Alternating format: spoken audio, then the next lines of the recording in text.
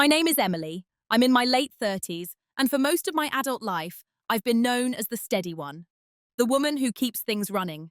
The person people trust with details, logistics, and follow-through. I've been a wife, a homeowner, a professional who showed up early and stayed late, and the kind of friend who listens more than she speaks. If you passed me on the street, you wouldn't notice anything remarkable. That's usually how I'm perceived: capable, calm, unthreatening, easy to overlook. And for a long time, I leaned into that. I believed quiet meant safe.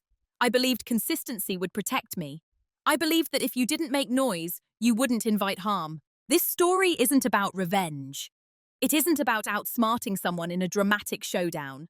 It's about what happens when a person mistakes your silence for absence, and how clarity arrives not in a burst, but in a slow, irreversible settling. I'm telling this now because there's a version of this story happening in many homes, behind many closed doors, where nothing looks wrong from the outside, where the damage isn't loud, where control doesn't come with raised voices or broken plates, but with paperwork, timing, and assumptions. Here is the fact that begins everything.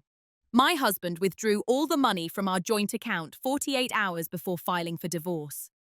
There was no warning, no conversation, no argument that escalated into something explosive, just a quiet, administrative decision that reshaped my reality.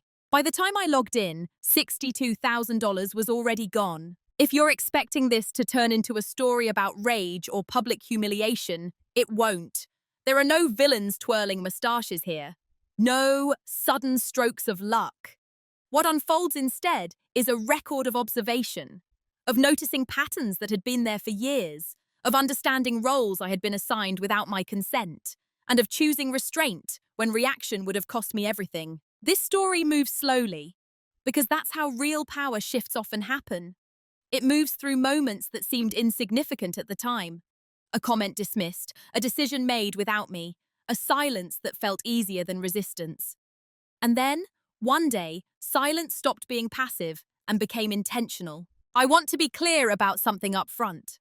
I am not sharing this to position myself as a hero or my former husband as a monster. I'm sharing it because there is a difference between being kind and being unguarded, and many of us are taught to confuse the two. I'm sharing it because emotional justice doesn't always look like punishment. Sometimes it looks like composure, documentation, and choosing not to explain yourself to people who never listened anyway. If you stay with me through this, you won't hear shouting. You won't hear threats. What you'll hear is the internal shift of a woman who stopped trying to be understood and started paying attention instead. And before we go any further, I want to ask you something. Gently, honestly. Have you ever felt the moment when you realized you were being underestimated, not loudly, but consistently? To the people around me, I was useful in a very specific way. I was the person who remembered passwords, renewal dates, and which drawer the warranty lived in. I was the one who knew when the property taxes were due, which account the utilities pulled from, and how much flexibility we actually had when someone said, "We'll figure it out later." I didn't announce these things. I just handled them, quietly, reliably. At work, I was described as solid. Not brilliant, not visionary, solid. The kind of word that sounds complimentary, but keeps you exactly where you are. I was trusted with execution, not direction. With follow-through, not authorship.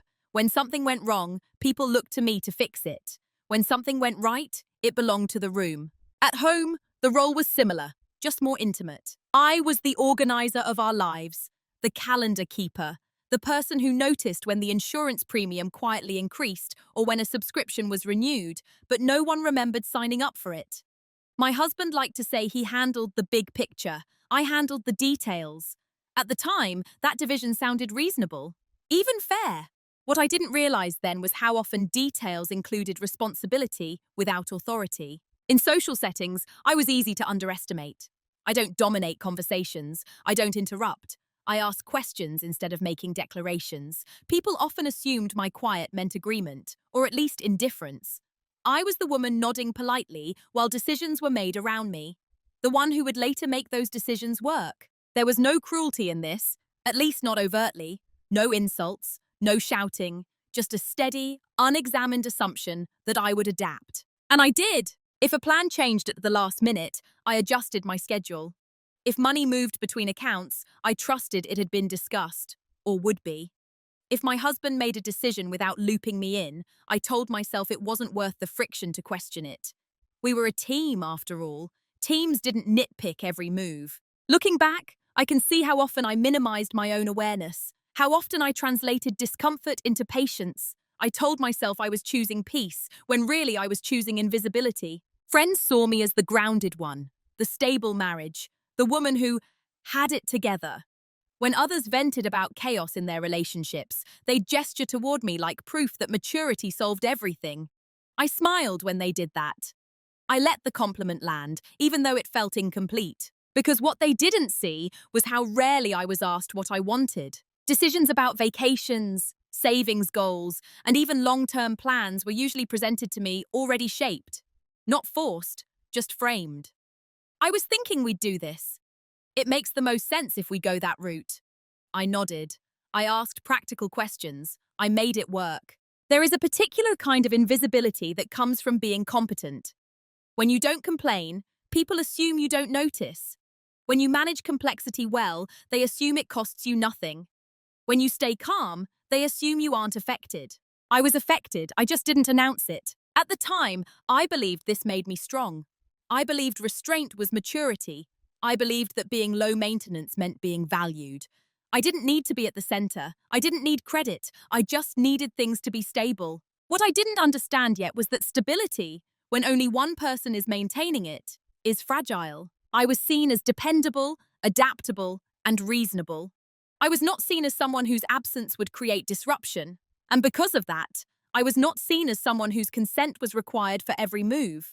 That perception didn't arrive overnight. It formed slowly, through repetition, through all the times I said, "It's fine," when it wasn't urgent enough to challenge. Through all the moments I chose smoothness over clarity. This part of the story isn't about blame. It's about context, about understanding who I was allowed to be in other people's minds and how that version of me made certain actions feel permissible to them later. Because when someone believes you exist to absorb impact quietly, they stop imagining what happens when you don't. The first moment didn't feel important at the time. That's what makes it easy to dismiss now, even as I recognize it for what it was. It happened on an ordinary Tuesday evening. No argument, no tension in the room. We were making dinner, talking about nothing in particular, when my husband mentioned, almost in passing, that he'd moved some money around earlier that day. He said it the way people mention changing lanes on the freeway, casual, informational, not an invitation for discussion. I remember pausing, knife still in my hand, and asking which account. "The joint one," he said, "just temporarily. It made more sense." That phrase, "it made more sense," was one I'd hear many times later. At the time, it felt reasonable. He worked in finance-adjacent spaces. He spoke confidently about numbers. I told myself this was just efficiency. We trusted each other. Trust didn't require oversight. "How much?" I asked. He waved a hand. "Nothing major." That was the moment, the first small cut. Not because of the money, not even because of the decision, but because of the dismissal embedded in the response. The assumption that I didn't need to know specifics, that the question itself was unnecessary. I let it go. I told myself I didn't want to micromanage. I told myself this was what partnership looked like, dividing responsibilities based on strengths. I told myself I was being mature. Later that week, I logged into the account anyway. Not out of suspicion, more out of habit. Numbers are comforting when they line up. They tell you the truth without tone. The transfer wasn't large enough to alarm me, but it was larger than nothing major. Enough to notice. Enough to register a discrepancy between what was said and what was done. I didn't confront him. I didn't even bring it up. I closed the browser and moved on with my day. That's the part people often don't understand when they ask why you didn't speak up sooner. They imagine silence as ignorance or fear. But sometimes silence is simply the choice to collect more data before drawing conclusions. At the next dinner with friends, the moment replayed in my mind as background noise. Someone joked about finances in marriage, about who handled the money. My husband laughed and said, "I keep us on track." He didn't look at me when he said it. No one questioned it. Why would they? From the outside, it sounded like competence, leadership, stability. I smiled. I sipped my wine. I said nothing. The cut wasn't deep. but it was clean. Over the next few weeks, there were more moments like it. Small decisions are made without mention, accounts adjusted after the fact, language that framed choices as conclusions rather than conversations. Each one was minor enough to ignore. Together, they formed a pattern. I noticed how often explanations arrived only if I asked. How rarely was it offered proactively. How questions were answered with summaries instead of details. Still, I didn't accuse. I didn't escalate. I told myself I was being observant, not suspicious. There's a difference. I also noticed how others reacted when I did ask questions, not with concern, but with mild surprise, as if curiosity itself was unexpected, as if I had stepped slightly out of character. That realization stayed with me, because roles, once established, become self-reinforcing. When you are known as the easy one, the adaptable one, any request for clarity feels like resistance. Any boundary feels like friction. I didn't want to become difficult. I had seen how women were labeled when they asked for too much detail, too much transparency, too much say. I told myself it wasn't worth it. Not yet. So I absorbed the cut. I let it scar quietly. What I didn't know then was that the first cut isn't meant to wound. It's meant to test. To see what happens when a line is crossed gently. To see whether anything pushes back. Nothing did. And when nothing happens the first time, the second time feels safer. Once the first line is crossed without consequence, the ground shifts almost imperceptibly. Nothing dramatic changed. There was no escalation that would have justified an alarm. Instead, the pattern settled in, quiet and orderly, like furniture being rearranged 1 inch at a time. Each individual movement was small enough to ignore. Together, they changed the shape of the room. Money conversations became summaries instead of discussions. I took care of it. It's handled. We're fine. Statements, not exchanges. If I asked follow-up questions, the answers were technically complete but emotionally closed, numbers without context, conclusions without reasoning. I noticed how often decisions were framed as already optimized, as if they existed in a realm above debate. The implication wasn't that I was incapable of understanding, but that my understanding wasn't required. There's a subtle difference between those two things, and it matters. I began to rationalize my silence. I told myself we were busy, that marriage didn't need consensus on every operational detail, that trust meant letting go. I reminded myself that we weren't struggling financially. There was no crisis to solve, no obvious harm being done. And yet, I felt a low-grade tension I couldn't quite name. Not fear, not anger, more like displacement, as if I were living inside decisions I hadn't helped shape. At work, something similar was happening. Meetings where I'd done the prep, gathered the data, anticipated the risks, only to watch someone else present the final plan. My name might be mentioned in passing, if at all. I didn't protest. I didn't correct the record. I told myself the outcome mattered more than recognition. That logic followed me home. When my husband spoke confidently about our plan or our priorities, I noticed how rarely those plans had been articulated together. How often we was a linguistic convenience rather than a process. Still, I stayed quiet. Part of that was conditioning. Women like me are praised for being low friction, for not making things complicated, for accommodating. We learn early that calm is rewarded while insistence is punished, so we learn to smooth edges, even when those edges are our own boundaries. Another part was pride. I believed I was above needing reassurance, that asking for transparency would make me seem insecure, that my awareness was enough, even if it remained unspoken. But awareness without action has a cost. I began to notice how my silence was interpreted, not as generosity, but as consent, not as patience, but as absence. The more I normalized being excluded from decisions, the more natural it felt to others to continue excluding me. Disrespect doesn't always arrive as an insult. Sometimes it arrives as efficiency. There were moments when I almost spoke up, when a comment landed slightly wrong, when a transfer was larger than expected, when I realized I was being informed of outcomes rather than involved in choices. Each time, I weighed the potential discomfort against the perceived benefit. And each time I chose quiet. I told myself I was choosing harmony. I told myself I was avoiding unnecessary conflict. I told myself this was temporary. What I didn't realize was that silence, when repeated, becomes an agreement you never signed. The normalization wasn't just external. it happened inside me too. I began to expect less explanation. I stopped asking certain questions. I adjusted my expectations downward and called it maturity. That's the dangerous part. When you begin collaborating in your own diminishment, from the outside, nothing looked wrong. We were polite, functional, financially stable. Friends envied our calm. They mistook lack of visible conflict for depth of alignment. Inside, I was becoming less present in my own life. Not withdrawn, just edited. I still handled logistics, still remembered dates, still made sure everything ran smoothly, but I was no longer under the illusion that I was an equal participant. I was a stabilizing force orbiting someone else's center. And because I had adapted so well, no one questioned the arrangement. Not even me, at least not yet. Roles don't always come with a conversation. Most of the time, they arrive through repetition. I didn't wake up one day and realize I had been assigned a part. It revealed itself slowly, in the way expectations solidify when they're never challenged. I began to see the outline of who I was supposed to be, not who I was, but who the system around me needed me to remain. Reliable, agreeable, present but not central. At home, my role was operational. I was the one who absorbed the friction of daily life so that it didn't interrupt momentum. If something needed attention, I handled it. If something went wrong, I adjusted.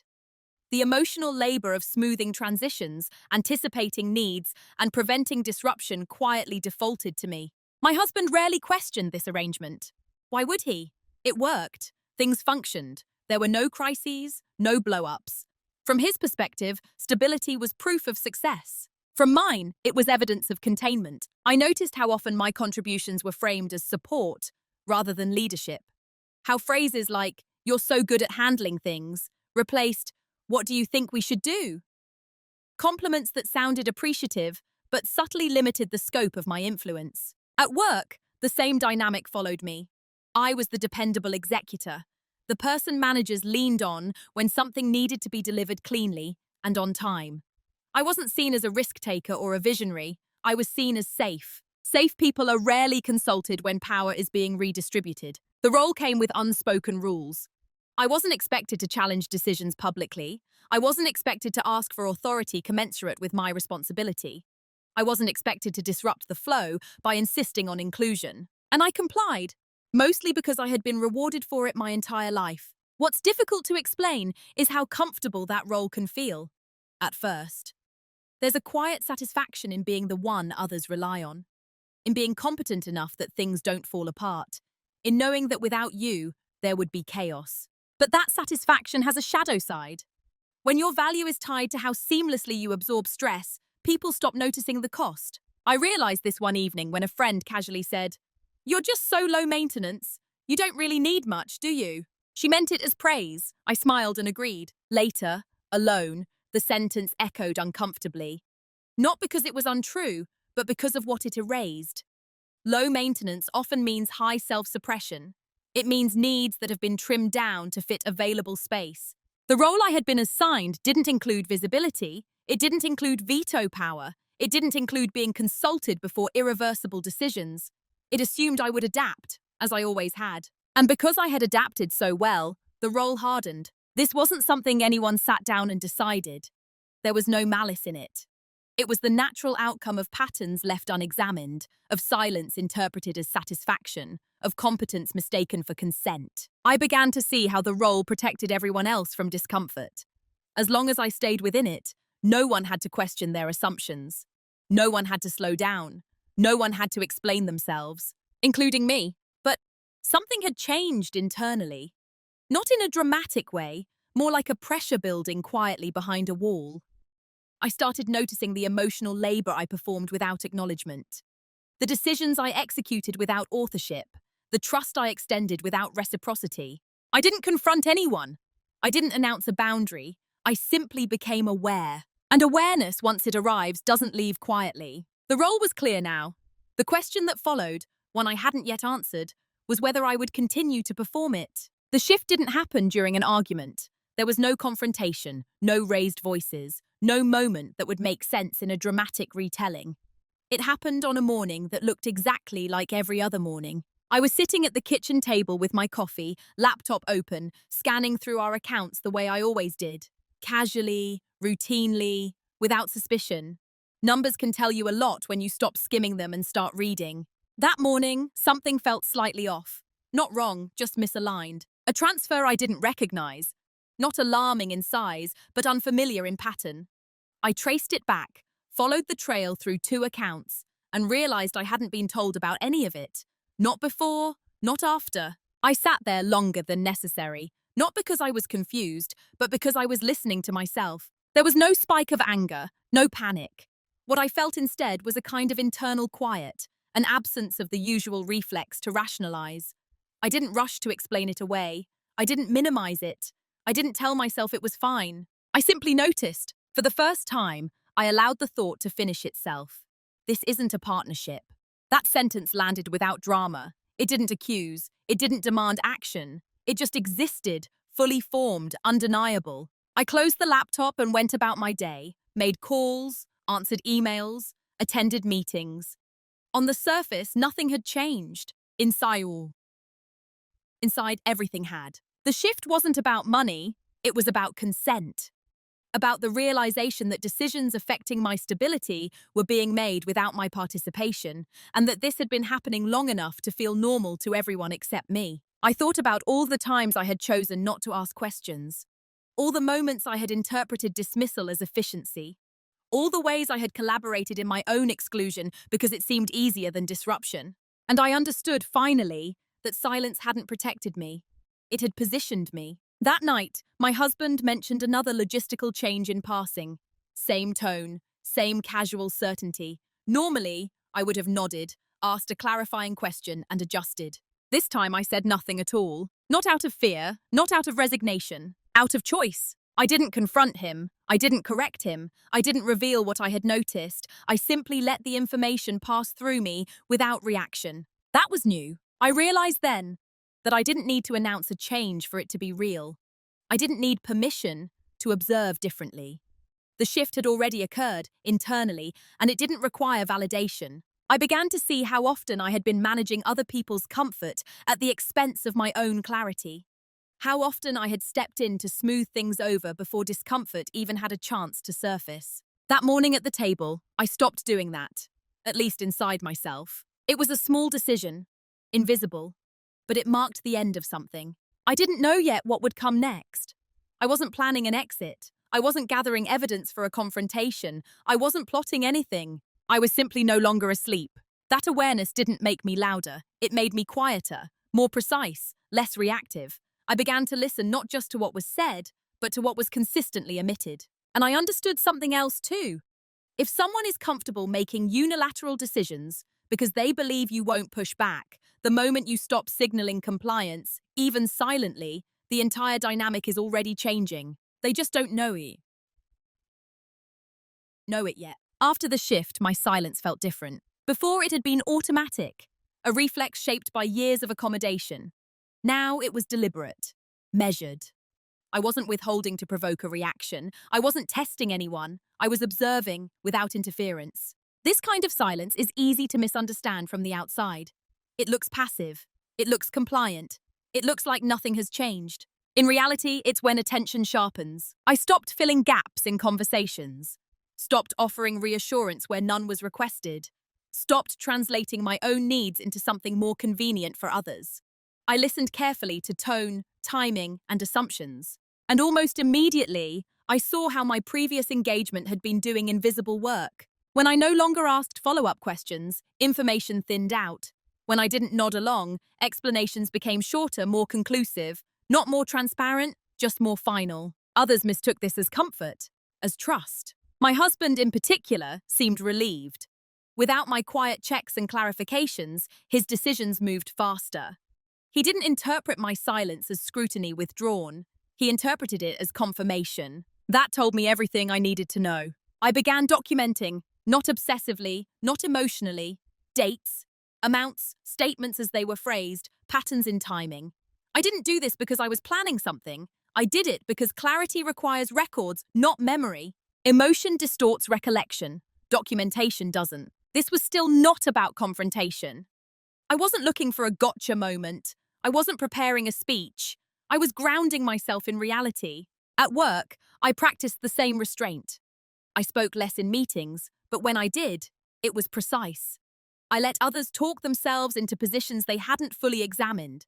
I noticed how often certainty was performative rather than informed. People confuse silence with a lack of agency. They forget that listening is an action. What surprised me was how quickly others adapted to my new quiet. There were no check-ins, no curiosity about my withdrawal, no concern. That absence was instructive. It told me my presence had been functional, not relational. I also noticed something else. Without the constant effort to maintain harmony, I had more energy, more mental bandwidth. The part of me that had been busy smoothing edges was suddenly free to think. I began to consider scenarios, not in a paranoid way, but in a practical one. What if this pattern continued? What if decisions became larger? What if one day I were informed of something irreversible after the fact? That question didn't frighten me, it focused me. Silence, when chosen consciously, creates space, and space is where strategy lives. I didn't change my behavior outwardly. I didn't set boundaries aloud. I didn't announce expectations. I simply stopped compensating. Others continued as before, unaware that the equilibrium had shifted. They assumed my quiet meant agreement, just as they always had. But agreement is a signal, and I had stopped sending it. I understood now that if someone believes you are not paying attention, they will reveal far more than if they think you're watching closely. Comfort breeds disclosure. So I let them stay comfortable. And in that comfort, patterns became clearer. Timelines aligned, motivations sharpened. I didn't feel triumphant about this. I felt sober, focused. This wasn't dominance in the way people imagine it. There was no control exerted outward.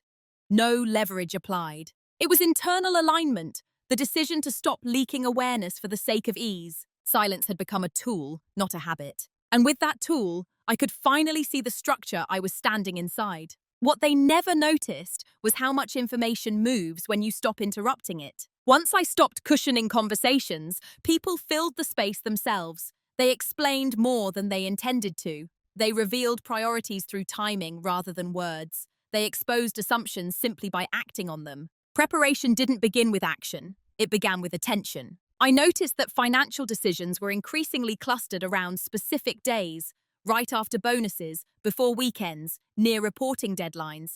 I noticed how language shifted when something was planned versus when something was improvised. I noticed how often temporary actions quietly became permanent once no resistance appeared. I also noticed how my past reliability had created a blind spot. No one imagined I would document anything. I was the organizer, not the auditor, the helper, not the historian. I had been trusted with execution, not oversight, so oversight never crossed their minds. That assumption worked in my favor. The notebook I had always carried, the one people thought was for grocery lists and reminders, became something else entirely. Dates, exact phrasing, account balances before and after decisions, not judgments, just facts. I cross-referenced statements with statements, promises with outcomes. I didn't look for wrongdoing, I looked for consistency. At work, I did the same. I paid attention to who benefited from ambiguity, who spoke confidently without data, who relied on others to clean up after bold decisions. I learned where accountability blurred and where it crystallized. This wasn't cynicism, it was literacy. What struck me most was how unguarded people become when they believe they are unchallenged. They don't hide intentions, they simply stop translating them. At home, my husband talked freely about future plans. Hypothetical, he called them. Ideas about restructuring finances, if things ever changed, about protecting assets, about moving quickly if necessary. He spoke as if I were a sounding board, not a stakeholder. I didn't react. I asked neutral questions, clarifying ones, the kind that sounds curious, not concerned. People answer those more honestly. I began quietly updating my own knowledge. Not in secretive late-night searches, but methodically. Reading, verifying, learning what rights existed on paper versus how they were exercised in practice. Understanding timelines, thresholds, the difference between legal access and ethical behavior. I didn't tell anyone I was doing this. There was no need. What they never noticed was that my calm wasn't complacency, it was calibration. They also never noticed how my questions had changed. Fewer of them, but more precise. Less emotional framing. More factual clarity. I stopped asking why and started asking when and how. Those questions reveal structure. Slowly, a picture emerged. Not of malice, but of assumption. An assumption that I would remain adaptable, that I would absorb shock quietly, that if something happened suddenly, I would manage it the way I always had, by stabilizing the situation without making noise. That assumption was the leverage, because when someone plans around your silence, they build fragility into their own strategy. I wasn't preparing for conflict, I was preparing for reality. And reality, once documented, has weight. I didn't feel powerful during this phase. I felt grounded, anchored in facts rather than narratives. The emotional fog that had once softened my perception was gone. What remained was clarity. They never noticed that while they were moving quickly, I was mapping slowly. While they were acting on confidence, I was acting on comprehension. And comprehension lasts longer. The reveal didn't arrive with adrenaline. There was no moment where I leaned back in my chair and thought, I've got it. What arrived instead was a quiet, unmistakable alignment, like pieces settling into place without ceremony. It happened late one evening, after a long but unremarkable day. I was reviewing notes I had taken over the past few months, not looking for anything new, just confirming what I already understood. Patterns don't announce themselves. They wait for you to notice. And suddenly there it was. Not a secret exactly. More like a truth that had been hiding in plain sight because no one expected me to look for it. I realized how much of our financial structure depended on timing rather than balance. How authority wasn't evenly distributed, but it also wasn't absolute.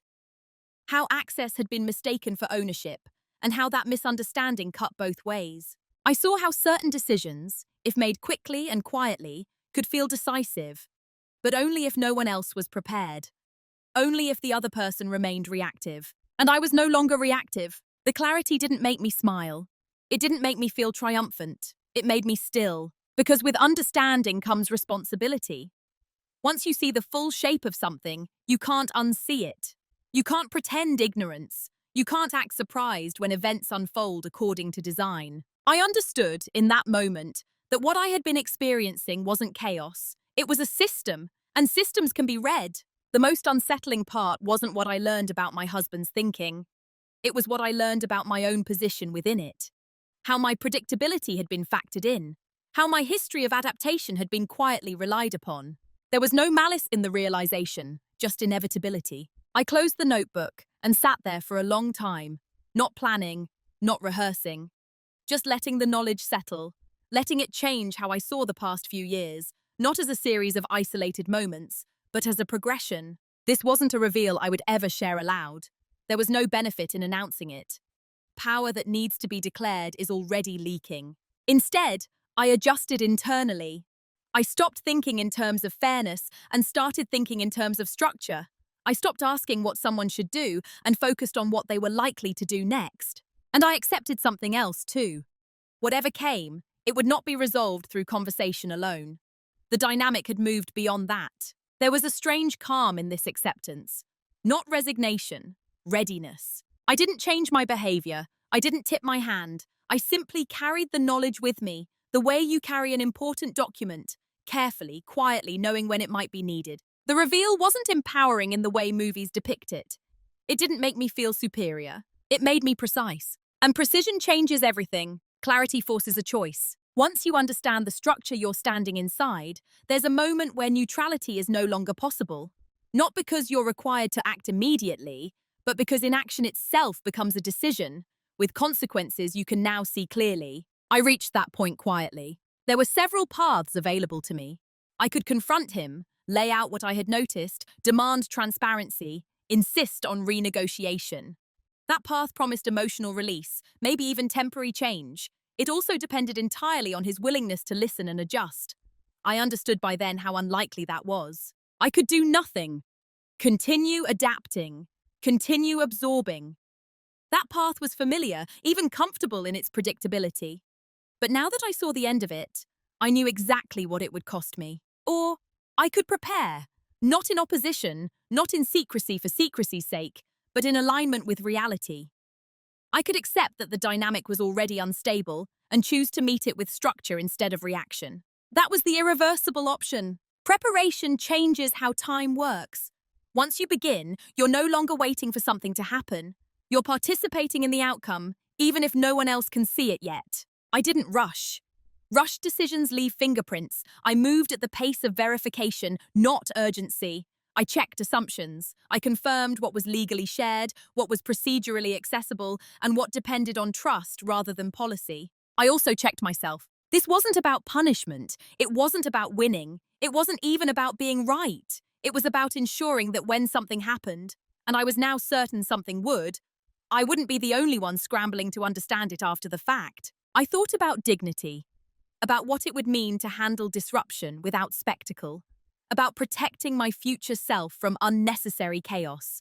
That's when I made the decision. I would stop positioning myself as the stabilizer of someone else's choices. I would stop assuming that fairness would be volunteered.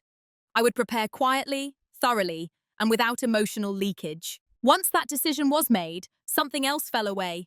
Hope as a strategy. Hope can be comforting, but it's unreliable when it's the only thing holding a structure together.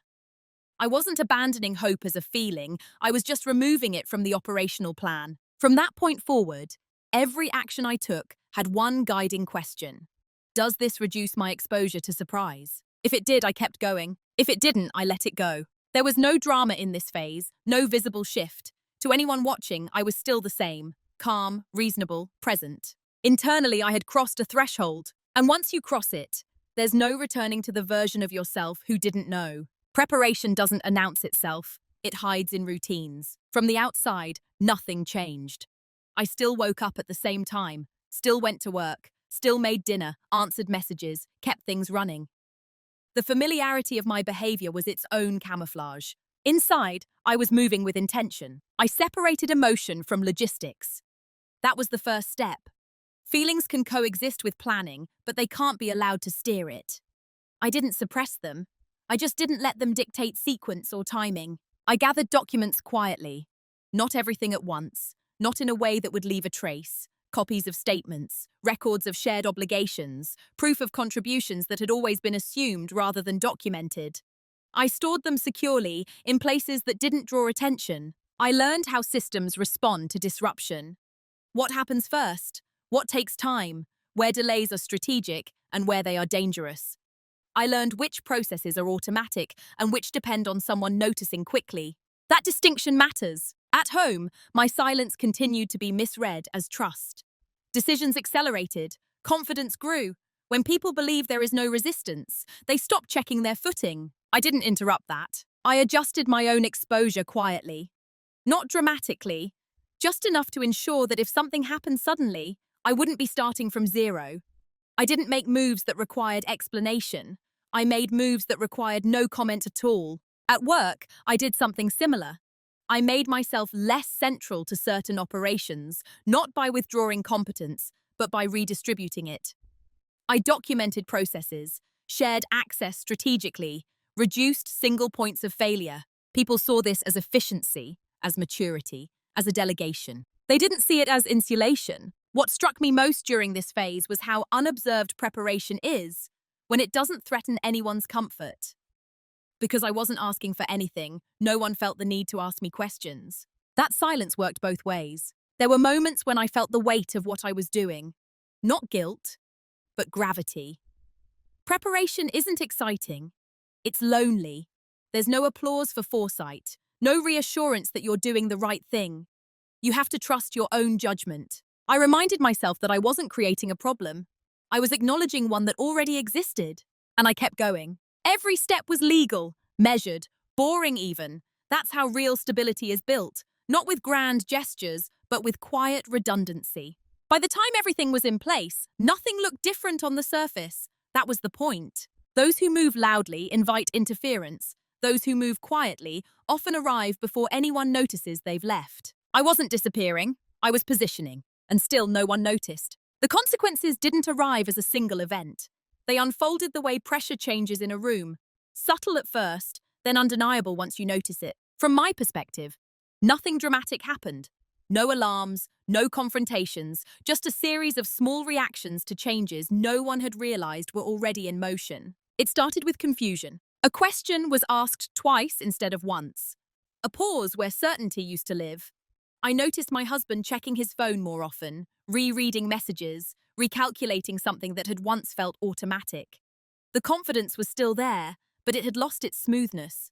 He didn't say anything to me about it. That in itself was telling. When people are used to unilateral control, the first response to resistance isn't discussion, it's recalibration.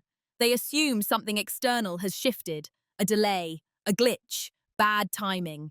Not another person. At work, similar ripples appeared. A project stalled briefly because documentation was suddenly required. Someone realized they needed information they didn't have immediate access to. The system slowed, not enough to trigger concern, just enough to create friction. No one blamed me. Why would they? I hadn't refused anything. I hadn't challenged anyone. I had simply made myself non-essential in the way I used to be. That's when the imbalance becomes visible. At home, the first real consequence appeared in a casual comment. My husband mentioned, almost offhandedly, that something had taken longer than expected. He framed it as an inconvenience, not a problem. But there was an edge to his tone I hadn't heard before. I listened. I nodded. I didn't offer solutions. Previously, I would have stepped in instinctively, suggested an adjustment, smoothed the delay, absorbed the stress. This time I let the silence hold. That silence did something interesting. It forced the discomfort to stay where it belonged. I watched as uncertainty moved outward, no longer contained by my quiet labor. It didn't explode. It redistributed. People don't always recognize loss when it's happening, especially when what they're losing is something they never acknowledged as support. They just feel a decrease in efficiency, a drag they can't quite explain. The consequences were not punitive, they were structural, and they revealed something important. The system had been leaning on me more than anyone realized, including the people benefiting from it. Still, no one named it. No one connected the dots. Why would they? From their perspective, I hadn't changed. I was still calm, still cooperative, still present. But presence without compensation is not the same as participation. As days passed, the subtle unease grew. Decisions were revisited, plans adjusted, timelines extended, not catastrophically, just enough to introduce doubt. I felt no satisfaction in this, no sense of vindication. Mostly I felt confirmation. This was what happens when invisible support is withdrawn quietly. The structure doesn't collapse, it wobbles. And wobble is often the first sign that something irreversible has already shifted. By the time the panic surfaced, the window for fixing anything had already closed. It didn't announce itself as panic at first. It arrived disguised as urgency. Sharper movements, shorter patience, a sudden need for confirmation that hadn't existed before. I noticed how often my husband asked questions that were really attempts to regain footing. Did you see this? Do you remember when we last? Can you check something for me? Requests, not demands. But they came with a different energy now. Fewer assumptions, more reach. What had changed was not the situation. It was his awareness of vulnerability. I answered when it was appropriate. I stayed factual, calm. I didn't rush to stabilize the moment the way I once would have.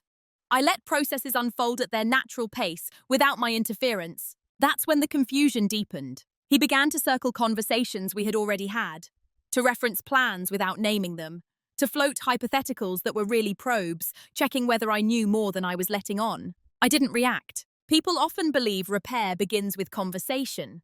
But conversation only works when both parties are operating from the same understanding of reality. We weren't. The imbalance had gone too far. Not because of one dramatic act, but because of accumulated assumptions. Because decisions had been made under the belief that I would always adapt quietly, regardless of impact. Now that assumption was failing. There was a night when he sat across from me at the kitchen table and sighed.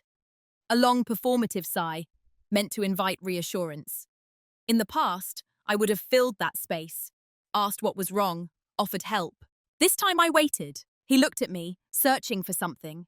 Maybe comfort, maybe confirmation that everything was still under control. I met his gaze and said nothing. That was when I saw it.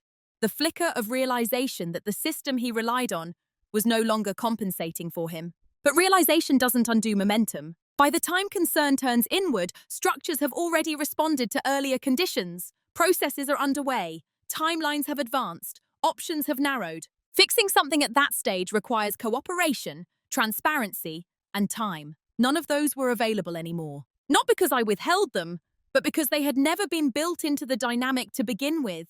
I wasn't being cold. I wasn't withholding out of spite. I was simply no longer over-functioning to preserve an illusion of stability. And without that illusion, everything felt louder to him. He began speaking in absolutes, referencing pressure, implying urgency without naming causes. These were not conversations seeking alignment. They were attempts to restore equilibrium without addressing its source. I listened. I stayed composed. I did not correct him. Correction would have required trust. And trust, I now understood, had been one-directional for a long time. The moment for fixing things had passed quietly, back when transparency could have been offered without cost, when inclusion would have prevented escalation, when decisions could have been shared rather than defended. That moment had come and gone without recognition. And now, all that remained was consequence. The confrontation, when it finally came, didn't feel like a climax. It felt administrative. It happened in the late afternoon, light slanting through the windows in a way that made everything look flatter, more factual. My husband stood across from me with a stiffness I hadn't seen before. Not anger, not hostility. Something closer to urgency, restrained by pride. He told me he had filed for divorce. The words landed without impact. Not because I was numb, but because I had already lived with their shape internally. This wasn't news. It was confirmation. He spoke quickly after that. Too quickly. Explaining timelines, referencing decisions already made, framing the situation as inevitable, unavoidable. He said he'd taken care of the finances so things wouldn't get messy. That was when he said it, almost casually, as if it were a footnote. He had withdrawn the money from our joint account 2 days earlier. I didn't interrupt him. I didn't ask questions. I waited until he finished speaking. Then I nodded. Not in agreement, in acknowledgement. I told him I was aware. I told him I had already seen the transfer. I told him I understood the sequence of events. My voice didn't change. My posture didn't shift. I didn't accuse him of betrayal. I didn't raise the issue of fairness. I didn't ask how he thought this would affect me. I simply said, "We'll let the process handle it." That was the moment his confidence faltered. He had expected resistance, or emotion, or confusion, something he could respond to.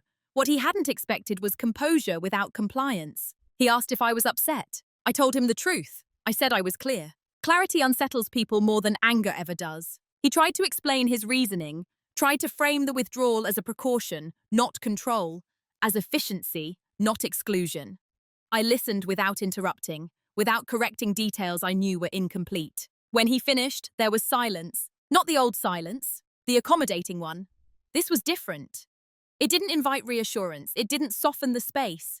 It held. I told him we would communicate through the appropriate channels going forward, that we didn't need to rehash decisions already made, that we both had enough information to proceed responsibly.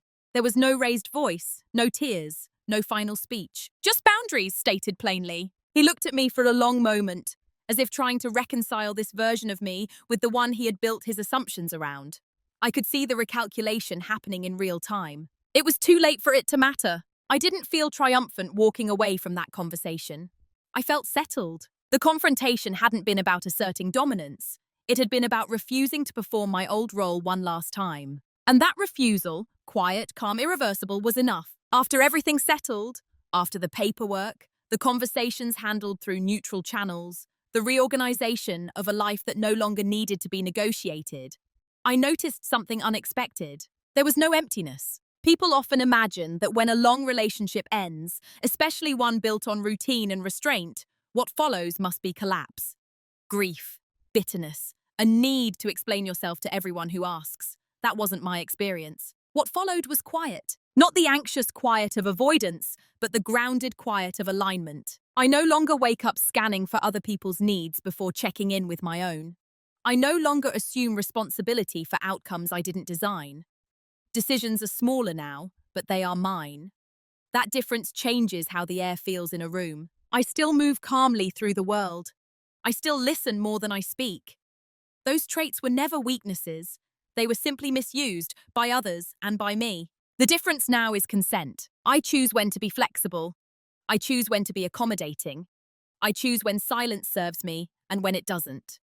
Quiet is no longer something that happens to me. It's something I deploy deliberately. I didn't become harder after the divorce. I became clearer. I understand now that being underestimated is only dangerous when you internalize it.